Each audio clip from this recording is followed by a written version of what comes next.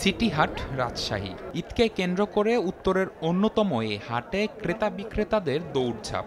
হাট শেষ হলেই গরুভর্তি ট্রাক ছুটতে শুরু করবে দেশের বিভিন্ন গন্তব্যে। রাস্তায় গরু পরিবহনের অবস্থা কি জানতে ক্রেতা সেজে মিশে যাওয়ার চেষ্টা ট্রাক চালক ও হাট সংশ্লিষ্টদের সঙ্গে।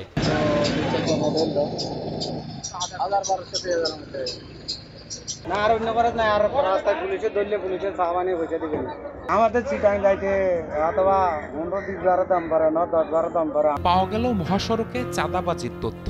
বিকেল গড়িয়ে সন্ধ্যা হতেই বিভিন্ন গন্তব্যে একের পর এক ট্রাক বেরিয়ে যেতে শুরু করলো হাট থেকে। অভিযোগের সত্যতা কি জানতে পরিচয় গোপন করে আমরা উঠব গরুর ট্রাকে, দেখব পথের বাস্তবতা কি।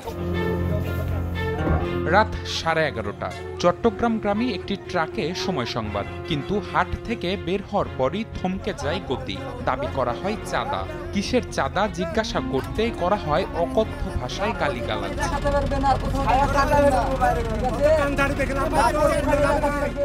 নগদে 500 টাকা বা তার বেশি পেমেন্টে পেতে পারেন ঢাকায় জমিসহ 20 কোটি টাকার পুরস্কার। পরে টাকা দিয়ে রেহাই মেলে সেখান থেকে আবারও চলা শুরু। বঙ্গবন্ধু সেতুর আগ পর্যন্ত কোথাও দিতে হয়নি চাঁদা। ট্রাকের চালক ও সহকারীর আশঙ্কা ফাঁস হয়ে গেছে সময় সংবাদের উপস্থিতির তথ্য। এরপর পরিকল্পনায় কিছুটা পরিবর্তন। গাড়িতে উঠে অনুসরণের চেষ্টা ট্রাকগুলোকে। রাজধানীর প্রবেশ মুখে উত্তরা এলাকায় আবারও গতিরোধ করা হয় একটি ট্রাকের। সময় সংবাদের উপস্থিতি টের পেয়ে চলে যেতে বলা হয় আমাদের।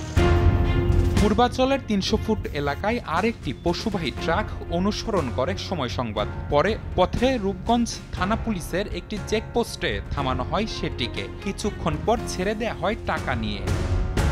কিসের টাকা নিলেন এমন প্রশ্ন করতেই শুরু হয় দৌড়ঝাঁপ। ছবি নিতে বাধা দেয়া হয় চিত্র সাংবাদিককেও। পরে আমাদের টাকার বিনিময়ে বিষয়টি ধামাচাপা দেওয়ার চেষ্টাও করেন তারা।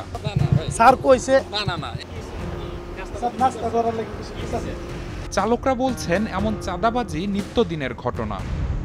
ঠিক না, ওই 2-3 জায়গায় টাকা দিতে হয়। চাপাই থেকে চিটাং যাচ্ছি, গাড়ি নওগাঁর। টাকা শুধু এখানে দিয়েছে, অন্য কোনো জায়গায় লাগেনি।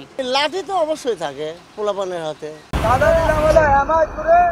সড়কে গরুর ট্রাকে চাঁদাবাজি বন্ধে অসাধু পুলিশ সদস্যদের চিহ্নিত ও চাঁদাবাজির সঙ্গে জড়িতদের বিরুদ্ধে ব্যবস্থা গ্রহণের দাবি সংশ্লিষ্টদের।